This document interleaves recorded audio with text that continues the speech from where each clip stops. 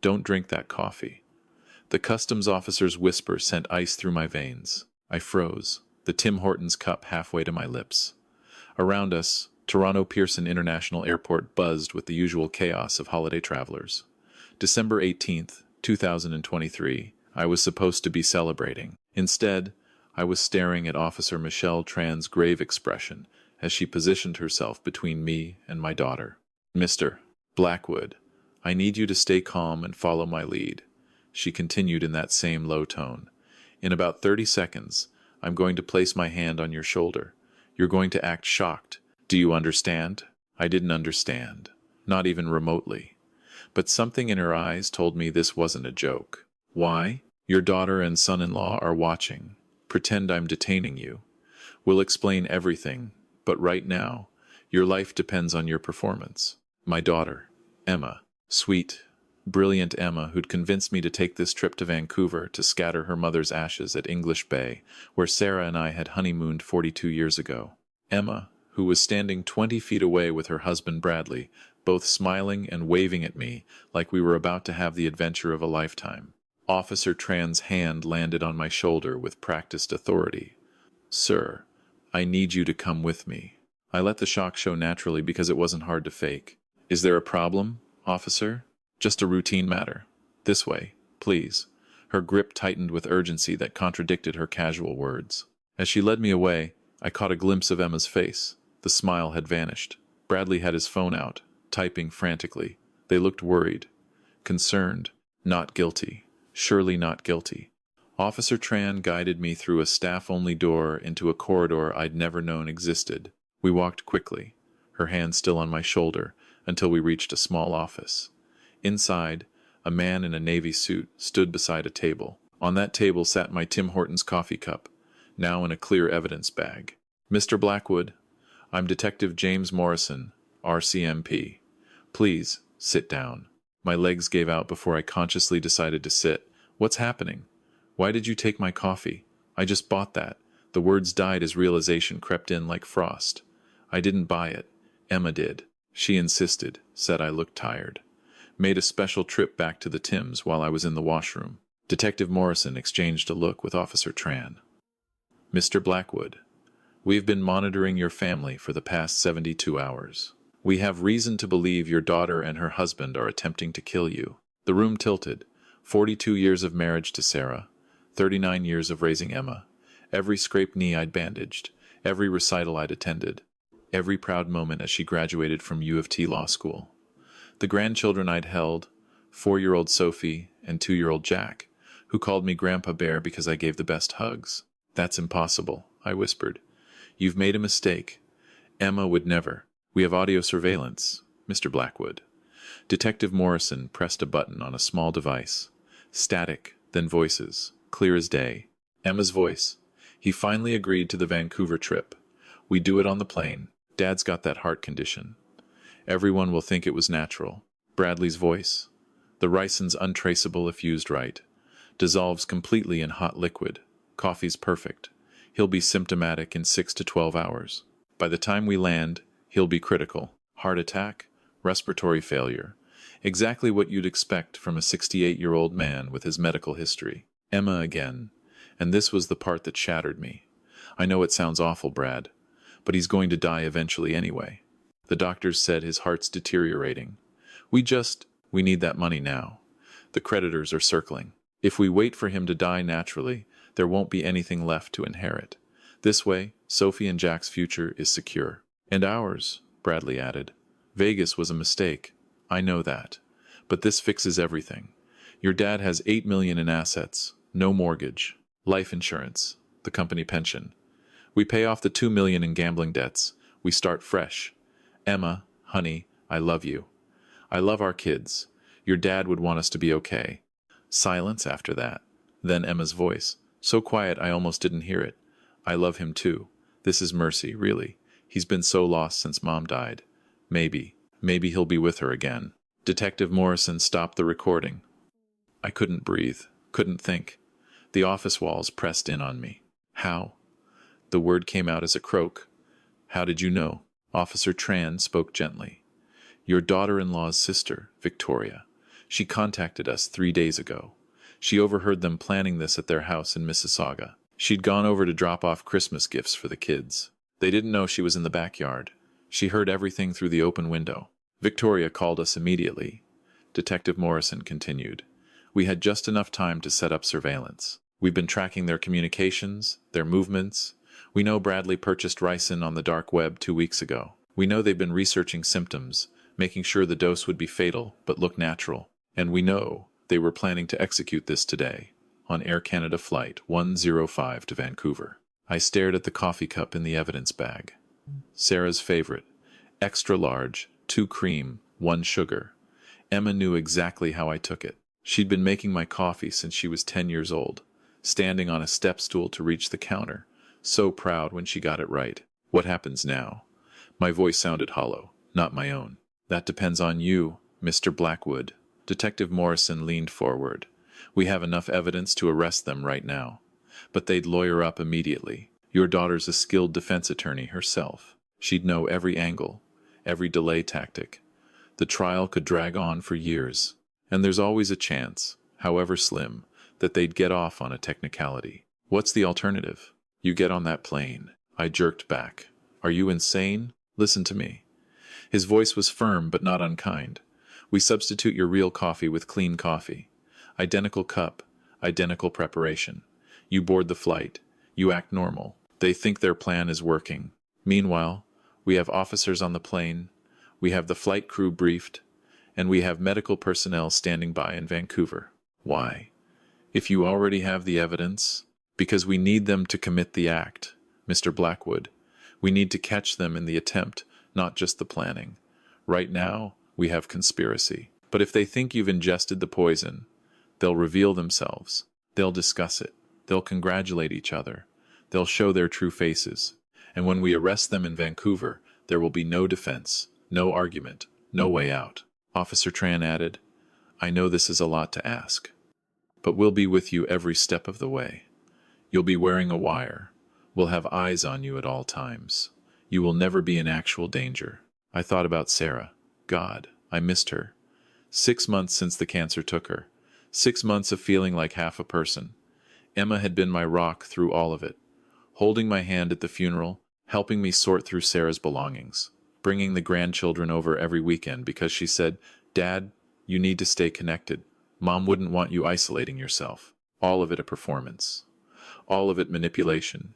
Keeping me alive just long enough to get her hands on the money. The grandchildren, I said suddenly, Sophie and Jack, they can't know about this.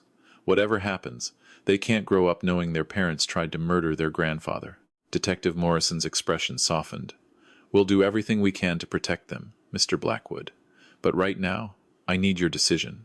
That flight boards in 40 minutes. I looked at my hands, carpenter's hands. Even after 15 years of retirement, I'd built our house in Oakville, board by board. Sarah had designed it, and I'd made her vision real. Emma had learned to walk on those floors. We'd measured her height against the kitchen door frame every birthday until she turned 18. I'll do it, I said. But I want them to face real consequences. No plea deals. No reduced sentences. They tried to kill me. They need to answer for that. Understood. Detective Morrison stood. Officer Tran will wire you up. Remember, act natural. You're excited about the trip. You're grieving your wife but looking forward to honoring her memory. Emma and Bradley can't suspect anything is wrong. 20 minutes later, I was walking back through the terminal, a clean coffee in my hand and a wire taped to my chest. My heart hammered so hard I was sure they'd hear it.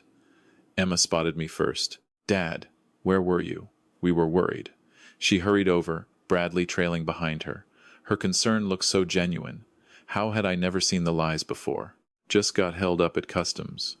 They wanted to check something in my bag. I forced a smile. All clear now. Ready to go? Emma hugged me tight. I used to love her hugs. Now I felt like I was embracing a stranger. I'm so glad we're doing this together, Dad. Mom would be so happy. Would she? Would Sarah be happy, knowing our daughter had become a monster? We boarded the plane. I had a window seat. Emma sat beside me, Bradley across the aisle. The flight attendants moved through their safety demonstration. Normal. Everything looked so normal. You should drink your coffee before it gets cold, Emma said. gesturing to the cup I'd been holding. I took a sip. The coffee was fine, safe, but I watched Emma watch me drink it. I saw the flash of satisfaction in her eyes, the subtle way she glanced at Bradley, the micro-expression of relief. My daughter was happy thinking she'd just poisoned me. "Thanks again for picking this up," I said. "You know me too well." 39 years, she replied, squeezing my hand. "I should hope so." The plane took off. Toronto disappeared beneath clouds. I pretended to doze, watching Emma and Bradley through slitted eyes. They didn't speak, but they didn't need to. Bradley reached across the aisle and squeezed Emma's knee. She smiled. Actually smiled. About an hour into the flight, Emma got up to use the washroom. The moment she was out of sight, Bradley leaned over. "How are you feeling, Hank? Need anything?" "I'm fine, Bradley. Just tired. Let me know if you start feeling unwell. Heart issues are nothing to mess with at your age." His voice dripped with false concern. This was the man I'd welcomed into my family 8 years ago. The man I'd helped financially when his startup failed. The man I'd trusted with my daughter's happiness. When Emma returned, she and Bradley exchanged a look. Then Emma pulled out her phone, texting under the cover of the seat in front of her. I couldn't see the screen, but I didn't need to. Detective Morrison's team would be capturing every message. 3 hours into the 5-hour flight, I made my move. I stood up, swayed deliberately, and grabbed the seat back for support. "Dad?" Emma was on her feet instantly. "Are you okay?" "Just dizzy, and my chest feels tight." I wasn't entirely acting. The stress of this nightmare was real enough. "We should call the flight attendant." But Emma's voice held something else. Anticipation? Excitement? No. I just need to walk around. Stretch my legs. I stumbled past them toward the back of the plane, where I knew undercover RCMP officers were stationed. I heard Emma whisper to Bradley, "It's starting." In the rear galley, a flight attendant I recognized from the briefing guided me to a jump seat. "You're doing great, Mr. Blackwood. Just breathe. We're monitoring everything." I sat there for 10 minutes, then returned to my seat looking pale and shaken. It wasn't hard to fake. Emma's face was a mask of concern, but her eyes were calculating, watching me like a scientist watches a specimen. "Dad, we need to tell the captain. You might be having a heart attack." "I'm fine. Really. Just got up too fast." I closed my eyes. "I think I'll sleep now." Through my closed eyelids, I sensed movement. Then Emma's voice, barely audible. "Brad, check his pulse." Bradley's fingers on my wrist, searching for my heartbeat. Still strong, steady. It should be weakening by now. Emma sounded frustrated. Frustrated that I wasn't dying fast enough. "Give it time," Bradley murmured. The dosage was calculated for a 6-hour window. We're only at the 3.5-hour mark. They thought I was asleep. They thought I couldn't hear them discussing my imminent demise like they were waiting for a pizza delivery. What if something goes wrong?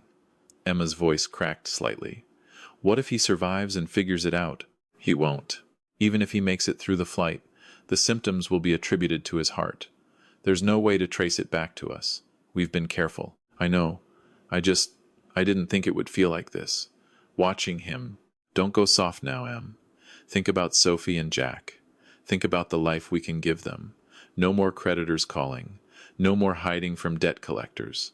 We'll be free. You're right. You're right. It's just hard, you know? He's my dad, and he'll die peacefully, thinking he's on his way to honor your mother. That's more mercy than most people get. I wanted to scream, wanted to rage, wanted to shake Emma until the daughter I'd raised came back, but I kept my breathing steady, my face relaxed, playing dead while my heart shattered into pieces no surgeon could repair. The plane began its descent into Vancouver. Rain streaked the windows. I opened my eyes slowly, groggily, exactly how someone waking from an uncomfortable nap would move. "Dad, you're awake." Emma's relief looked genuine until you knew what to look for. The disappointment underneath. The quick glance at her watch. The calculations running behind her eyes. Did I sleep the whole way? I rubbed my face. "I feel awful." "You don't look good, Dad. Really. We should get you checked out when we land. I just need some fresh air and a real bed." I gathered my things as the plane taxied to the gate. My hands were shaking. I wasn't acting anymore. We disembarked into Vancouver International's familiar chaos. Emma kept a hand on my elbow, guiding me through the crowd like I was fragile. Bradley had his phone out again, probably texting Victoria, the sister-in-law who'd saved my life. I wondered what lies he was telling her. Mr. Hank Blackwood? We all turned. Detective Morrison stood there with 4 uniformed RCMP officers. I'd never been so relieved to see anyone in my life. Yes? I managed to sound confused. I'm Detective Morrison, Royal Canadian Mounted Police. Emma Blackwood and Bradley Chen. You're both under arrest for conspiracy to commit murder and attempted murder. The color drained from Emma's face. What? This is insane. We haven't done anything. We have audio recordings of you planning to poison your father with ricin.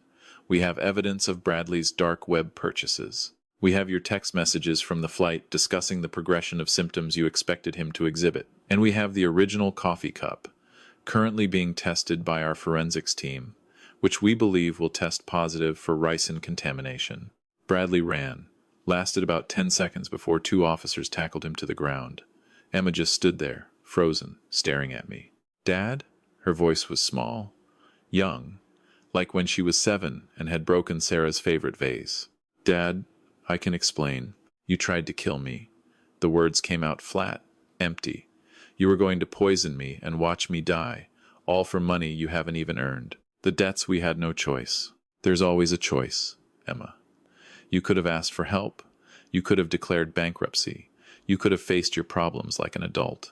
Instead, you chose to murder your father. Tears streamed down her face. Real ones this time, I thought. Or maybe I just wanted to believe some part of my daughter was still in there, drowning in regret. I'm sorry. God, Dad, I'm so sorry. I don't know what I was thinking, Bradley said. Don't blame Bradley. You made this choice. You're a lawyer, Emma.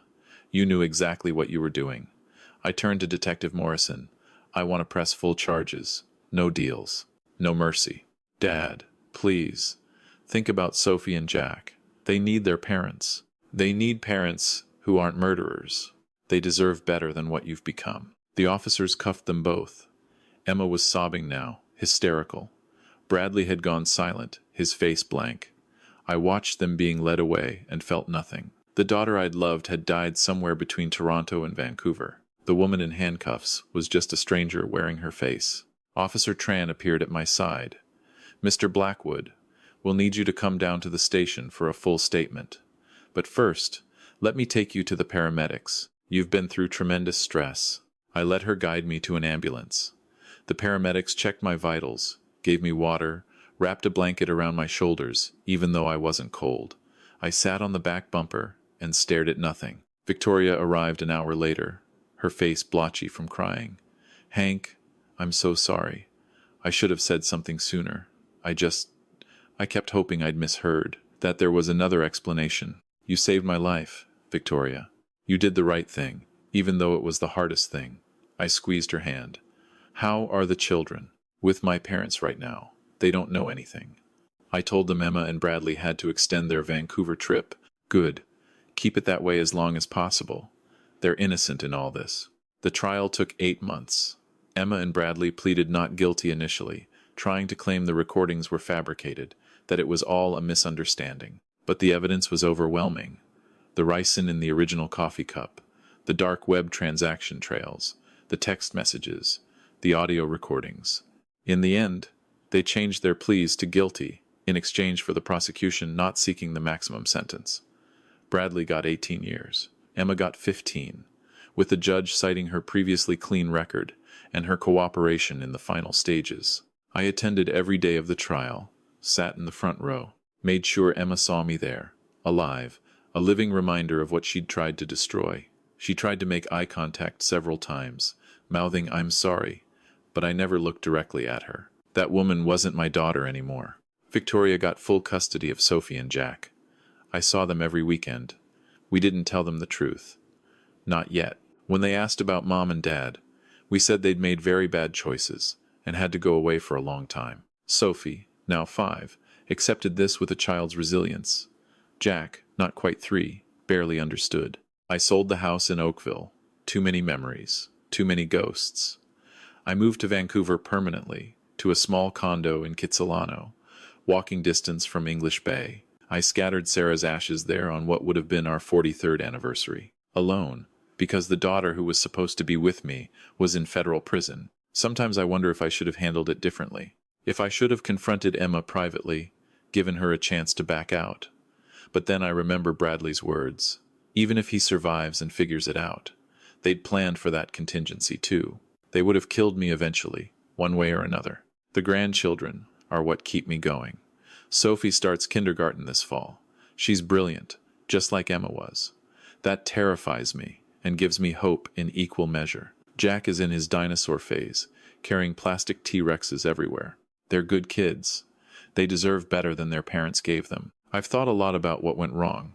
Where did I fail as a father? Did I give Emma too much? Not enough? Did I shield her from consequences, from the reality that actions have weight? Or maybe this isn't about me at all. Maybe Emma and Bradley made their own choices, driven by greed and fear and a toxic cocktail of desperation. Maybe sometimes people just break, and there's nothing you could have done to prevent it. Victoria brings the kids to visit me every Saturday. We go to the aquarium, or the science center, or just walk along the seawall. I teach them to skip stones like I taught Emma 40 years ago. I help Sophie with her reading. I let Jack climb all over me like I'm a jungle gym. And I never, ever let them bring me coffee. The lesson I've learned, the one I share with anyone who'll listen: trust is a beautiful thing, but it shouldn't make you blind. Love your family, absolutely, but also protect yourself. Have boundaries. Keep your affairs in order. Don't put all your financial power in one person's hands, especially if they're struggling. Watch for warning signs. Emma and Bradley's debt was a red flag I ignored. When Emma started asking more questions about my will, about my assets, I brushed it off as natural concern. It wasn't. It was reconnaissance. If someone you love is in financial trouble, help them if you can, but help them get professional assistance, counseling, financial planning, bankruptcy guidance if needed. Don't just throw money at the problem, and don't let them think your death would solve their issues, because that's when desperation becomes deadly. I spoke at a victims' rights conference last month, told my story to a room full of people who'd been betrayed by those they trusted. The common thread wasn't the method or the crime. It was the disbelief, the inability to recognize danger from those we love. Trust your instincts, I told them. If something feels wrong, investigate. It's better to be paranoid and wrong than trusting and dead. An elderly woman approached me afterward. She said her son had been pressuring her to sign over her house. She'd been resisting, but felt guilty. My story gave her the courage to say no, to set boundaries, to protect herself. If my nightmare can save even one person, maybe there's purpose in it. Emma writes me letters from prison. I haven't opened any of them. Maybe someday I will. Maybe when the grandchildren are older and start asking harder questions, I'll need to understand her perspective. But not now. The wound is still too fresh, even after all this time. Bradley never writes. I suppose he has nothing to say. Or maybe he's still too busy calculating angles, looking for ways to reduce his sentence. I'm 69 now. My heart condition is worsening, just like Emma said in that recording. The doctors say I've got maybe 5 to 10 years if I'm lucky. I've updated my will. Everything goes into a trust for Sophie and Jack, managed by Victoria and a professional trustee. Emma and Bradley get nothing, even if they outlive me, even if they're released. Some might call that cruel. I call it justice. On quiet evenings, I sit on my balcony, overlooking English Bay, and think about Sarah. I imagine telling her what happened. I imagine her devastation, her disbelief. Then I imagine her steely determination, because Sarah never backed down from hard truths. Our daughter tried to kill me, I'd say. I know, love, she'd reply, but she failed. You're still here, and those grandbabies need you. So stop wallowing and go skip some stones. Sarah always knew how to put things in perspective. Tomorrow, Victoria's bringing Sophie and Jack over. We're going to build a kite and fly it at the beach. Sophie wants to make it look like a dragon. Jack insists it needs to be blue, his favorite color. We'll probably end up with a blue dragon, because that's how compromise works with grandchildren. And I'll watch them laugh and run and live, and I'll know that this is why I survived. Not for revenge, though I won't pretend that didn't factor in, but for them, for the chance to help shape them into better people than their parents became. I'll teach them about integrity, about facing your problems honestly, about the difference between needing money and needing it so badly you'll destroy everything to get it. Most importantly, I'll teach them that love without boundaries isn't love at all. It's enabling. It's dangerous. Real love means holding people accountable, even when it hurts. Especially when it hurts. The hardest lesson I've learned is this. You can do everything right as a parent and still end up with a child who makes terrible choices. You can love someone completely and still need to protect yourself from them. And sometimes, the bravest thing you can do is let the people you love face the consequences of their actions, even if it breaks your heart. That's what I did. That's what I continue to do. And every morning when I wake up in my Vancouver condo, breathing in air that Emma and Bradley tried to deny me, I choose to keep living. Not just surviving, but actually living. Building new memories with my grandchildren. Making new friends in my neighborhood. Volunteering at the community center. Because, in the end, that's the real victory. They wanted me dead so they could inherit my life's work. Instead, I'm here, using that life to create meaning and purpose and protection for the next generation. Emma and Bradley took the quick, easy path. They wanted instant gratification, instant relief from their problems. And now they're spending years in a cell, missing their children's entire childhood, losing everything they tried so desperately to gain. I took the hard path, the painful path, the path that meant watching my daughter be convicted and imprisoned. But I still have my freedom, my dignity, my grandchildren's trust. And if you're reading this, facing your own betrayal, your own impossible choices, remember, there is life after trust is broken. There is purpose after pain. And there is absolutely nothing wrong with choosing yourself, your safety, your survival, even when the threat comes from family. Choose yourself. Set boundaries. Protect what matters. And for God's sake, be careful who makes your coffee.